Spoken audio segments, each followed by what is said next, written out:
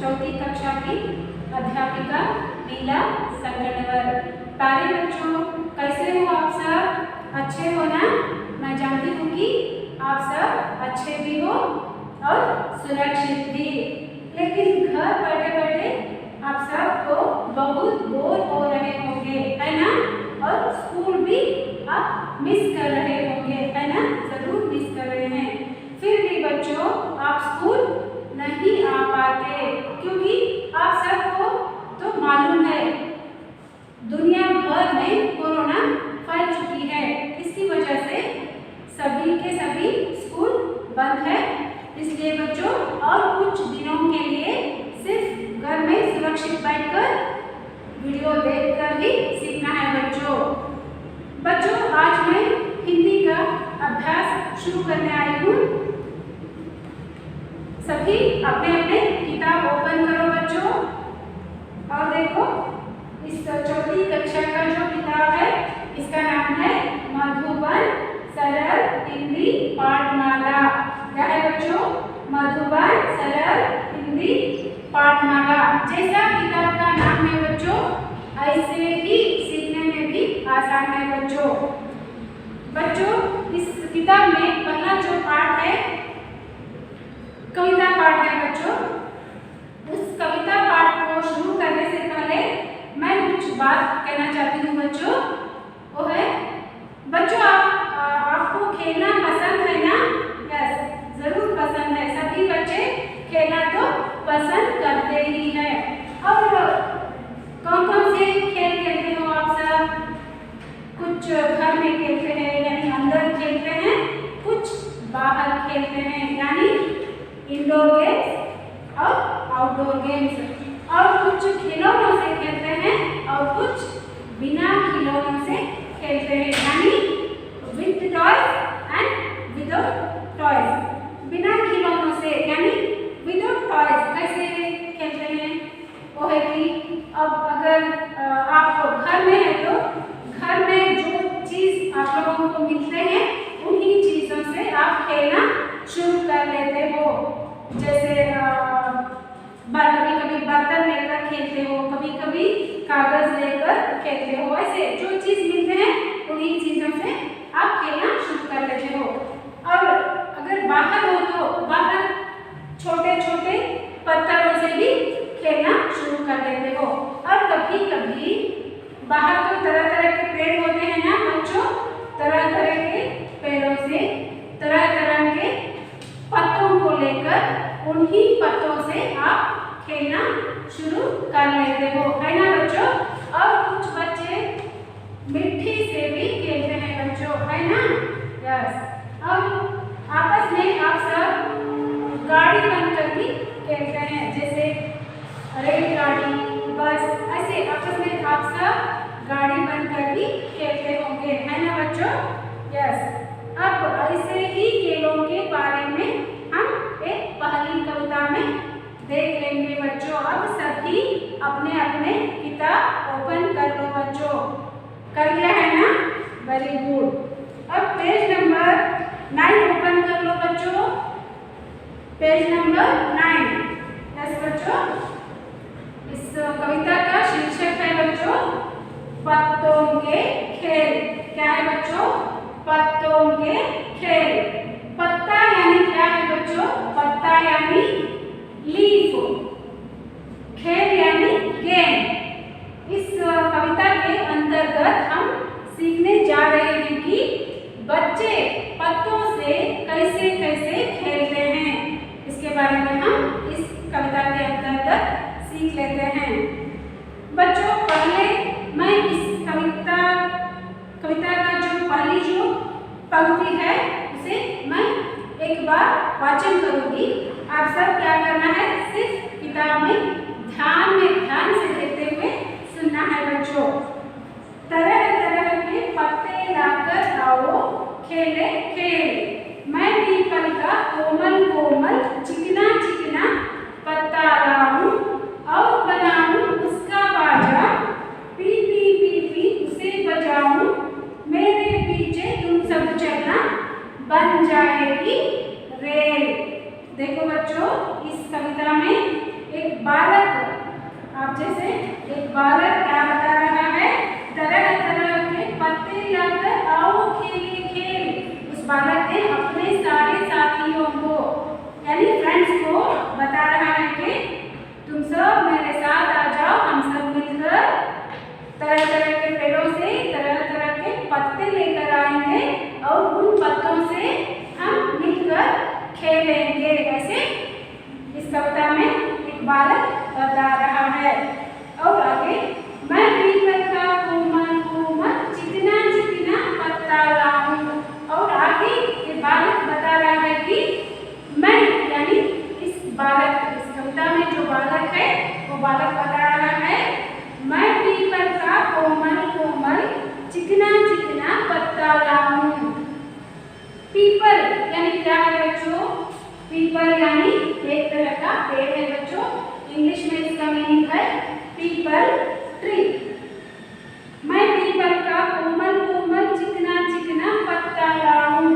वो किस पत्ते ले आने के बारे में बता रहा है बच्चों, पीपल पेड़ का एक पत्ता लाने के बारे में बता रहा है। और वो पत्ता कैसा होता है बच्चों, पीपल का जो पत्ता है वो पत्ता कोमल कोमल और चिकना चिकना होता है। कोमल और चिकना, देखो बच्चों कोमल और चिकना इन दोनों शब्दों का अर्थ एक ही है, मुलायम यानी सॉफ्ट। ये पत्ते जो है पीपल पेड़ का पत्ता वो कैसा होता है बच्चों, कोमल कोमल चिकना चिकना यानी सॉफ्ट होता है।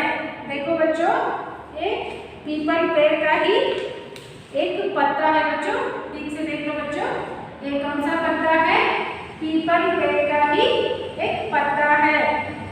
ये दिखने में ऐसा होता है बच्चों, अगर आप इसे छू कर देखने से आपको महसूस होगा कि ये बहुत कोमल होता है, चिकना होता है यानी सॉफ्ट होता है बच्चों। वो बालक बता रहा है कि पीपल का पेड़ का एक पत्ता लेकर आने के बारे में बता रहा है। और बनाऊं उसका बाजा, उस पीपल के पत्ते जो है इससे वो बालक क्या बनाने जा रहा है, बाजा बनाने जा रहा है। बाजा यानी क्या है बच्चों, बाजा यानी पीपी। इस पत्ते से पीपल के पेड़ से पत्ते से वो बाजा बनाकर यानी पीपी बनाकर पीपी पीपी उसे बजाऊं, उसे बजाने जा रहा है, इस पीपी से बजाने जा रहा है। और बता रहा है कि मेरे पीछे तुम सब चलना बन जाएगी रेल। ये बालक अपने सारे साथियों को यानी फ्रेंड्स को बता रहा है कि मेरे पीछे तुम सब चलना बन जाएगी रेल। वो बता रहा है कि तुम सब मेरे पीछे आ जाओ, हम एक ही लाइन में जाएंगे और आगे जाएंगे और वो बन जाएगी रेल। ऐसे रेलगाड़ी बनाकर हम खेलेंगे। ऐसे ये बालक अपने सारे साथियों को यानी फ्रेंड्स को बता रहा है बच्चों। देखो बच्चों इस पहली जो पंक्ति है, इस पंक्ति में आपको किस पेड़ के बारे में दिया गया है बच्चों, इसमें किस पेड़ के बारे में दिया गया है, पीपल पेड़ के बारे में, है ना बच्चों। अब देखो बच्चों पीपल पेड़ यानी इसका इंग्लिश मीनिंग होता है बच्चों, इंग्लिश में भी पीपल ट्री होते हैं बच्चों। और इस पीपल पेड़ को देव वृक्ष माने जाते हैं बच्चों। इस पेड़ को देव वृक्ष माने जाते हैं यानी रिलीजियस ट्री। हिंदू संप्रदाय में यानी हिंदू परंपरा में इसे पूजे जाते हैं बच्चों। और इस पीपल पेड़ के छाया के नीचे बैठकर जो ध्यान तपस्या करते हैं वो कहा जाता है बच्चों, वो संपन्न हो जाते हैं। और ये भी कहा जाता है बच्चों भगवान श्री गौतम बुद्ध जी इसी पेड़ के नीचे यानी इसी पीपल के पेड़ के नीचे बैठकर ही ध्यान किए थे और उसी पेड़ के नीचे ही उससे ज्ञानोदय भी हुए थे बच्चों।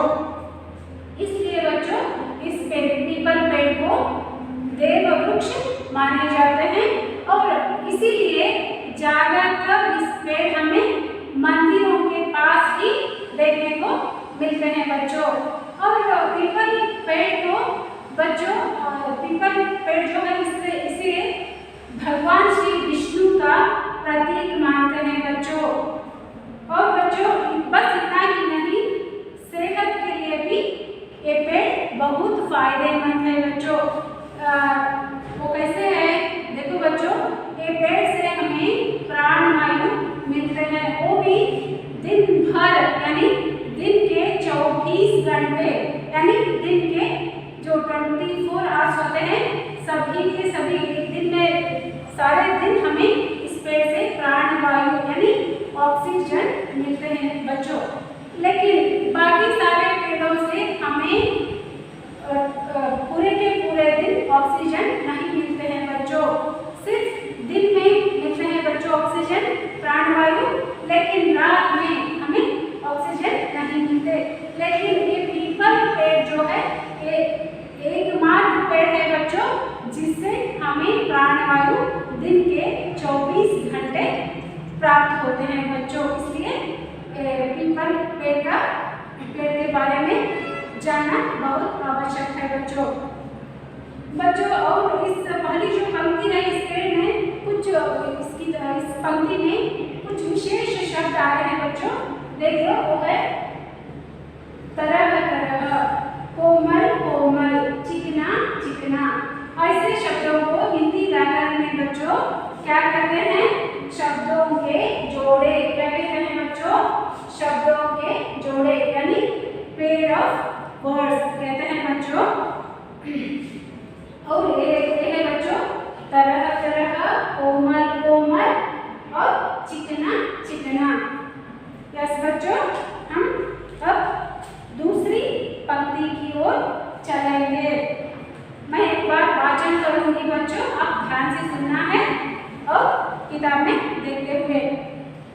लाऊं मैं बरगद का पत्ता, उतना मोटा जितना गत्ता, इस पत्ते का पत्र बनाकर भेजूंगा सीधे कलकत्ता, बरगद के पत्ते की चिट्ठी ले जाएगी मेल। देखो बच्चों, इस दूसरी जो पंक्ति में वो बालक बता रहा है कि लाऊं मैं बरगद का पत्ता, क्या ले आने के बारे में बता रहा है, बरगद का पत्ता ले आने के बारे में बता रहा है। उतना बरगद, इसका मीनिंग क्या होता है बच्चों, बरगद यानी वट का पेड़, यानी वट वृक्ष भी कहते हैं बच्चों, और इंग्लिश में banyan tree कहते हैं। लाऊं मैं बरगद का पत्ता, उतना मोटा जितना गत्ता। वो बालक करता है, जो बालक है वो बता रहा है कि बरगद का पत्ते को ले आने के बारे में। और वो पत्ता कैसा होता है बच्चों, उतना मोटा जितना गत्ता। गत्ता इसका मीनिंग होता है बच्चों मोटा कागज यानी कार्डबोर्ड। वो जो बरगद का पेड़ का जो पत्ता होता है बच्चों, लीफ होता है, ये बरगद का ही एक पत्ता है बच्चों। ये कौन सा पत्ता है, बरगद पेड़ का ही एक पत्ता है बच्चों। ये दिखने में ऐसे है, लेकिन छू करने से आपको मालूम होगा कि ये बहुत थोड़ा सा मोटा है बच्चों। कैसे, जैसे गत्ता होता है ना, यानी कार्डबोर्ड होते हैं ना, वैसे ही मोटा है। उतना मोटा जितना गत्ता, इस पत्ते का पत्र बनाकर। उस बालक ने इस पत्ते को यानी बरगद पेड़ का पत्ते लेकर क्या करने जा रहा है बच्चों, पत्र बनाने जा रहा है। इस पत्ते को लेकर पत्र बनाने जा रहा है और भेजूंगा सीधे कलकत्ता। और उस पत्र को लेकर क्या करने जा रहा है, भेज रहा है। कहाँ भेज रहा है बच्चों, कलकत्ता भेज रहा है। इस पत्ते से, जो बरगद का पत्ता है, इस पत्ते से चिट्ठी बनाकर यानी पत्र बनाकर उसे कलकत्ता भेज रहा है। बरगद के पत्ते की चिट्ठी ले जाएगी मेल। वो जो बरगद का पत्ते से बनाया हुआ वो पत्र है, वो क्या ले जा रहे हैं बच्चों, मेल ले जा रहे हैं। मेल यानी संदेश बच्चों, मेल यानी संदेश।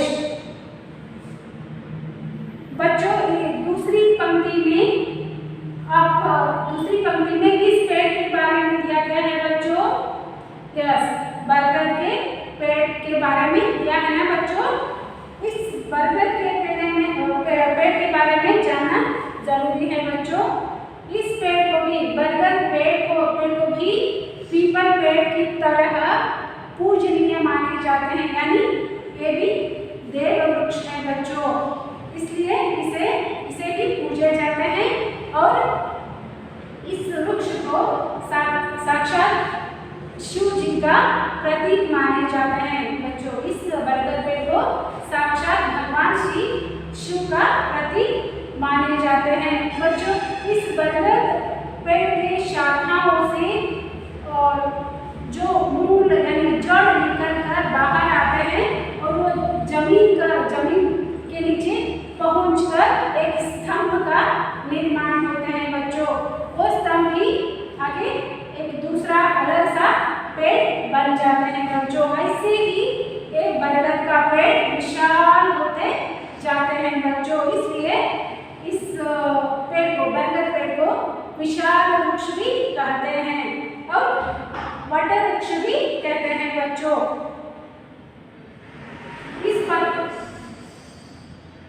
इस पेड़ के नीचे छाया भी हमें मिलते हैं बच्चों। इस बरगद का जो पेड़ है इसके नीचे हमें बहुत धूप हो तो हमें छाया भी मिलते हैं बच्चों।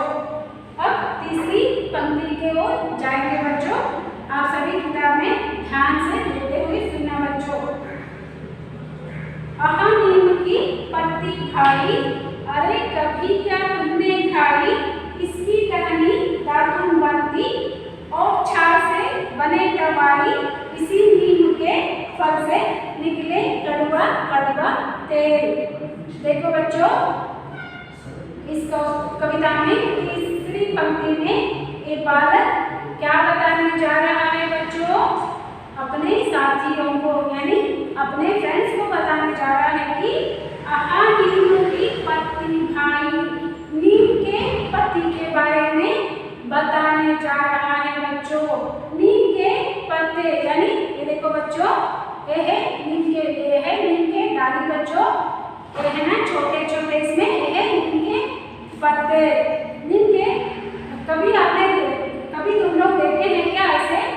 इस कविता में बालक अपने मित्रों से पूछ रहा है, अरे कभी क्या तुमने खाई कभी तुमने इस पत्ते को खाकर देखा है क्या? ऐसे अपने फ्रेंड से, अपने साथियों से पूछ रहा है। इसकी टहनी दातुन बनती, इसकी टहनी, ये जो नीम का पेड़ का जो डाली है बच्चों, इसे हम कहते हैं टहनी, मतलब डाली है बच्चों। टहनी यानी डाली यानी twig। इस टहनी से क्या बनते हैं बच्चों? ब्रश बनते हैं बच्चों। बहुत पुराने दिनों में लोग अपने दांत साफ करने के लिए इन्हीं नीम के पेड़ का टहनी लेकर यानी डाली लेकर इससे दातुन बनाते थे। दातुन यानी ट्विग ब्रश। दातुन यानी क्या है बच्चों? Twig brush. ये देखो बच्चों, ये है ट्विग ब्रश। ये नीम का पेड़ का ही एक डाली है बच्चों, एक ट्विग है। इसे पुराने दिनों में लोग मुंह में रखकर दांतों से चबाकर ऐसे एक तरफ ऐसे चबाकर ऐसे करते थे बच्चों। इसको ही दातुन कहते हैं। मैं आपको दिखाने के लिए ऐसे एक और इस डाली के एक और पत्थर से हल्के से मारकर ऐसे बनाकर या लेकर आई हूँ बच्चों। ठीक से देख लो, ये है दातुन। क्या है बच्चों? दातुन। इससे ही पुराने दिनों में लोग दांत साफ करते थे। और छाल से बने दवाई, और छाल से ये नीम के पेड़ के जो छाल होते हैं ना बच्चों, ये छाल होता क्या है? नीम पेड़ का जो मेन पार्ट है, मेन हिस्सा है, यानी उसके तन है ना, उसके तन के ऊपरी हिस्सा, ऊपरी जो परत है उसे हम कहते हैं छाल यानी bark। उस छाल से क्या बनते हैं बच्चों? दवाई बनते हैं। दवाई यानी औषधि, औषधि भी बनते हैं बच्चों। इसी नीम के फल से निकले कड़वा कड़वा तेल। इसी नीम के, इसमें इस पेड़ में फल भी होते हैं बच्चों। उस फल से क्या बनते हैं बच्चों? कड़वा कड़वा तेल भी बनते हैं। देखो बच्चों, इस कविता में तीसरी जो पंक्ति है, इस पंक्ति में किस पेड़ के बारे में दिया गया है बच्चों? नीम के पेड़, है ना। इस नीम का पेड़ जो है, इससे भी हमें धूप में छाया मिलते हैं और इस पेड़ जो है ना, इस पेड़ में औषधि का गुण पर्याप्त मात्रा में है बच्चों।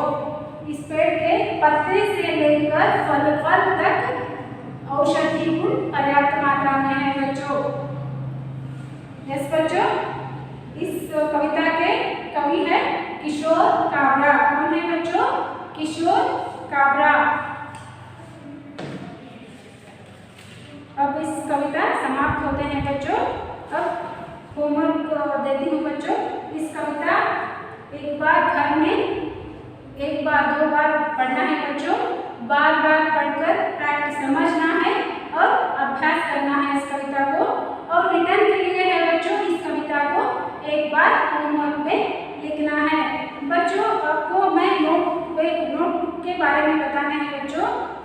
हिंदी के लिए अभी आपको 2 नोटबुक्स बनाने हैं बच्चों। एक नोटबुक है क्लास वर्क बच्चों। एक नोटबुक कौन सा है? Class work. और दूसरा नोटबुक है बच्चों होमवर्क।